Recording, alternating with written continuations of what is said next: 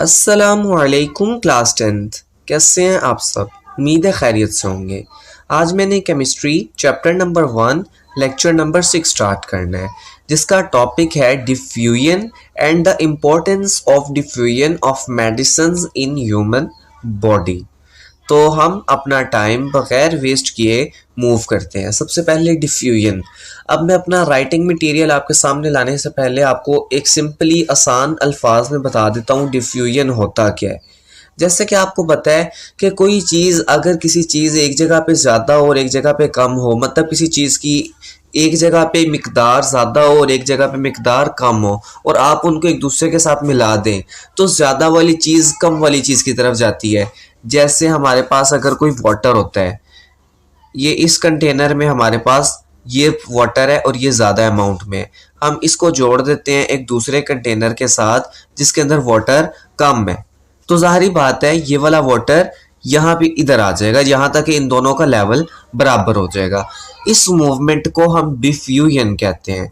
ऐसी मूवमेंट जिसके अंदर कोई चीज़ हायर कंसंट्रेशन से लोअर कंसंट्रेशन की तरफ मूव करे। ठीक है, अब आपकी बुक में डिफ्यूजन की डेफिनेशन के अंदर गैसेस का जिक्र है, तो हम गैसेस की बात करेंगे। ठीक है, सबसे पहले हम देखते हैं इसकी definition according to your book. पहला पॉइंट है molecules present in gas are in constant state of random motion. आपको ये बात का पता है कि जो मॉलिक्यूल्स हैं गैस के वो हमेशा रैंडम मोशन में होते हैं, मतलब एक कंटिन्यूस स्टेट होती है उनकी, वो हर टाइम मूव कर रहे होते हैं, रुके नहीं होते, और उनकी मोशन कैसी होती है? रैंडम मोशन होती है और इन ऑल द डायरेक्शन होती है। जिसकी वजह से क्या होता है?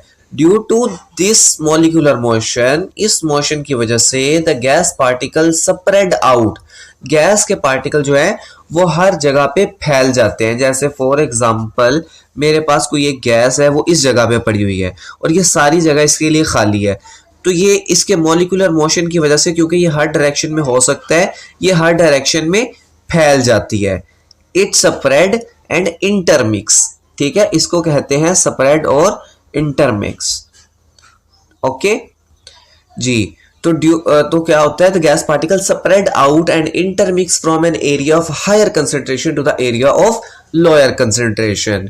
तो गैस के मॉलिक्यूल मूव करना स्टार्ट कर देते हैं, अपने जहां पे उसकी मिकदार ज्यादा है वहां से मूव करते हैं और वहां पे आके रुकते हैं जहां पे उनकी मिकदार कम होती है। और आपकी बुक ने नहीं बताया, लेकिन मैं आपको बता देता हूँ ये कब तक मोशन होती रहती है। जाहिर बात है, ये कोई अंडरस्टूड बात है कि जब दोनों जगह पे जो कंसंट्रेशन है वो इक्वल हो जाए, जब दोनों जगह पे मिकदार बराबर हो जाएगी, जैसे मैंने आपको पहले एग्जांपल दी है, तो ये डिफ्यूजन रुक जाएगी। ठीक है, this property of gas is called diffusion. Okay, इसके एग्जांपल एक देखते हैं। जैसे कि आपको पता होगा कि अगर आप कमरे के किसी एक कॉर्नर में किसी परफ्यूम की बोतल स्प्रे करें या टूट जाए या वैसे इसको ओपन कर दें, तो उसकी जो खुशबू होती है वो पूरे कमरे में फैल जाती है। ये किस वजह से होती है? With the help of diffusion. कि जिस जगह पे फॉर एग्जांपल जैसे मैंने अभी जो डायग्राम बनाई है, फॉर एग्जांपल ये कमरा है और इस जगह पे एक परफ्यूम की बोतल आपसे टूट गई है, तो वो परफ्यूम के पार्टिकल्स, गैस पार्टिकल, उसको हर जगह पे मूव कर रहे होंगे, रैंडम मोशन में होंगे, जिसकी वजह से वो पूरे कमरे में फैल जाएंगे। ठीक है, इंटरमिक्स हो जाएंगे, स्प्रेड हो जाएंगे, जिसकी वजह से वो पूरे कमरे में फैल जाएंगे, जिसकी वजह से आपको पूरे कमरे में इक्वली स्मेल आ रही होगी, उसकी खुशबू इक्वली आ रही होगी। ठीक है, ये इसकी एक एग्जांपल है। हम इससे आगे मूव करते हैं। ये एक मैंने डायग्रामेटिकली आपको समझाने के लिए यहाँ बनाया हुआ है कि हमारे पास एक ये गैस है जो छोटी सी शो की गई है। ठीक है, और इसके दरमियान में ये पार्टीशन है कि ये दोनों गैसेस एक दूसरे से मिक्स नहीं हो सकती, और ये एक दूसरी किस्म की गैस है। ठीक है, अब क्या होगा कि अगर मैं ये वाली पार्टीशन यहाँ से रिमूव कर देता हूँ, जो कि इस केस में दिखाया गया है, तो क्योंकि हर पार्टिकल जो है इसके अंदर, हर कोई मूव कर रहा है, पार्टिकल कोई इधर को, कोई इस डायरेक्शन में, मतलब ऑल पॉसिबल डायरेक्शन में ये पार्टिकल मूव कर रहे हैं, ये भी मूव कर रहे हैं। तो ये पार्टीशन रिमूव करने की वजह से ये पार्टिकल्स के दरमियान में ये मोशन पैदा होने लग पड़ेगा, एक दूसरे के अंदर रैंडम मोशन की वजह से ये मूव करने लग पड़ेंगे, यहाँ तक कि इन दोनों की क्वांटिटी इक्वल हो जाएगी पूरी इस बॉक्स में। ठीक है, मतलब the intermixing of the gas molecule to make the concentration constant. ये एक एग्जांपल आई थिंक आपको समझ आ गई होगी। अब इसके बाद हमारे पास आता है role of kinetic particle theory in diffusion. KMT मतलब काइनेटिक मॉलिक्यूलर थ्योरी या काइनेटिक पार्टिकल थ्योरी। अब डिफ्यूजन की प्रोसेस में काइनेटिक मॉलिक्यूलर थ्योरी ने अपना क्या किरदार अदा किया है। सबसे पहले the difference of the rate of diffusion of gas can be explained with the help of kinetic molecular theory of gas.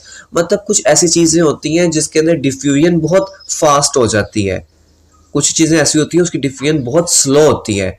तो अब किस चीज की डिफ्यूजन फास्ट होगी, किस चीज की डिफ्यूजन कम होगी, ये चीज हमें बताई काइनेटिक मॉलिक्यूलर थ्योरी ने। ओके, अब ये किस चीजों पे डिपेंड कर रहे हैं हम देखते हैं। अब according to kinetic theory molecule of all the gases possess same average kinetic energy at constant temperature. हम जहां पे प्रॉपर्टीज ऑफ गैस पढ़ के आए हैं वहां पे हमने देखा था कि काइनेटिक थ्योरी हमें ये बता रही थी कि अगर तमाम गैसों का टेम्परेचर सेम होगा तो उनकी सब की एवरेज काइनेटिक एनर्जी भी सेम होगी। ठीक है, उसके बाद since hydrogen is lighter than oxygen it's molecule will move faster than oxygen at the given temperature. मतलब दो पार्टिकल्स हैं, एक ऑक्सीजन है और ये हमारे पास है जी हाइड्रोजन और ये है ऑक्सीजन। इन दोनों के पास सेम काइनेटिक एनर्जी है बट ये बहुत छोटा है, ये उस एनर्जी से बहुत फास्ट मूव कर सकता है जबकि ये बहुत बड़ा है। इसका मोशन होगा तो सही लेकिन स्लो होगा। इन दोनों के पास एनर्जी सेम है, इन दोनों के पास एनर्जी सेम है, सेम काइनेटिक एनर्जी है। सेम टेम्परेचर पे अगर हमने रख दी है तो सेम काइनेटिक एनर्जी होगी, लेकिन जो हल्का पार्टिकल है उसकी स्पीड बहुत ज्यादा होगी और जो भारा पार्टिकल है उसकी स्पीड कम होगी। इसके एग्जांपल आप ऐसे भी समझ सकते हैं कि अगर आप किसी बाइक को धक्का लगाते हैं तो वो ज्यादा तेजी से चल सकती है, उसकी जगह आप किसी अकेले एक गाड़ी को धक्का लगा रहे हैं तो उसकी स्पीड थोड़ी कम होगी। क्यों? अब आपके पास तो एनर्जी एक ही है, आप ही है, आपकी एनर्जी दोनों केसेस में सेम थी। अब बाइक क्योंकि उसका वजन कम है तो उसकी स्पीड ज्यादा हो सकती है। इसी तरह हाइड्रोजन की स्पीड कम होगी और मैस उसका कम होगा जिसकी वजह से उसकी स्पीड ज्यादा हो जाएगी। ऑक्सीजन का मैस बहुत ज्यादा होता है, दैट्स वाई उसकी जो हमारे पास स्पीड है वो कम हो जाएगी। तो इससे हमें ये बात पता चल रही है कि जितनी ज्यादा कोई मॉलिक्यूल भारा होगा उसका मॉलिक्यूलर मैस या मॉलिक्यूलर वेट ज्यादा होगा, वो उतना ही ज्यादा स्लो डिफ्यूजन शो करेगा, और जिसका मॉलिक्यूलर वेट लाइट होगा वो उतनी ही फास्ट डिफ्यूजन शो करेगा। ठीक है, तो diffusion at which the hydrogen gas will diffuse is much higher या faster than that of oxygen. तो हाइड्रोजन गैस की डिफ्यूजन रेट या डिफ्यूजन की स्पीड ऑक्सीजन से बहुत ज्यादा होगी। अब नेक्स्ट हमारे पास है जी इफेक्ट ऑफ टेम्परेचर। अभी इससे पहले जो हमने पढ़ा है वो है इफेक्ट ऑफ मॉलिक्यूलर मैस। अब अगर उस पिछले केस में हमने जो टेम्परेचर था वो कांस्टेंट रखा था, अब टेम्परेचर का क्या लिंक है? Rate of diffusion increase with the increase in temperature as the particle have more kinetic energy and hence they move faster. अब इसका मतलब ये है, आपको पता है कि डिफ्यूजन डिपेंड कर रही होती है पार्टिकल के मोशन पे। ठीक है, तो जब हम किसी गैस का टेम्परेचर इंक्रीज करेंगे तो टेम्परेचर इंक्रीज करने की वजह से आपको पता है उसका मॉलिक्यूलर मोशन इंक्रीज कर जाएगा, उसकी काइनेटिक एनर्जी इंक्रीज कर जाएगी। और चूंकि टेम्परेचर इंक्रीज करने की वजह से वो पार्टिकल की स्पीड इंक्रीज हो गई है तो जाहिर बात है कि उसका जो डिफ्यूजन रेट है वो भी तेज हो जाएगा। आसान अल्फाज में अगर टेम्परेचर ज्यादा कर देंगे तो डिफ्यूजन फास्ट हो जाएगी और टेम्परेचर कम कर देंगे तो डिफ्यूजन स्लो हो जाएगी। This eventually lead to rapid mixing and spreading. तो ज्यादा टेम्परेचर की वजह से क्या होगा? रैपिड मिक्सिंग और स्प्रेडिंग, मतलब डिफ्यूजन ज्यादा हो जाएगी। अच्छा, अब इसके बाद आपके पास एक टॉपिक है importance of rate of diffusion of medicine in human body. कि जो डिफ्यूजन की स्पीड होती है कि कोई चीज कितनी फास्ट डिफ्यूज कर रही है या कितनी स्लो डिफ्यूज कर रही है, मेडिसिन में इसका क्या किरदार है।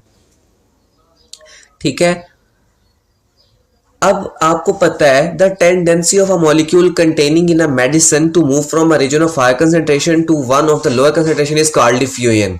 कि किसी मेडिसिन के मॉलिक्यूल का अपने हायर कंसंट्रेशन से लोअर कंसंट्रेशन की तरफ जाना, उसकी एबिलिटी जो होती है उसको हम डिफ्यूजन कहते हैं। The diffusion rate of medicine control how rapidly and effectively they can be absorbed, distributed and eliminated from the body. अब उस मेडिसिन जो आप ले रहे हैं उसकी स्पीड डिसाइड करेगी कि वो मेडिसिन कितनी अच्छी है। ओके जैसे फॉर एग्जांपल अगर किसी को सर में दर्द हो रहा है तो वो पैरासीटामोल यानी पेनाडोल की मेडिसिन ले लेता है। पेनाडोल के अंदर पैरासीटामोल होता है, तो अब वो पैरासीटामोल कितनी फास्ट आपके ब्लड में मिक्स हो के फिर आपके दिमाग जो सर में दर्द हो रही है वहां तक आके उसको ठीक करेगा, ये इस चीज पे डिपेंड करता है कि वो अपनी पोजीशन पे जिस जगह उसकी जरूरत है वो कितने टाइम में आ रहा है, और वो उसका मूवमेंट डिफ्यूजन के ऊपर डिपेंड कर रही होती है। हमें भी देखते हैं कि डिफ्यूजन के ऊपर कैसे डिपेंड कर रही होती है।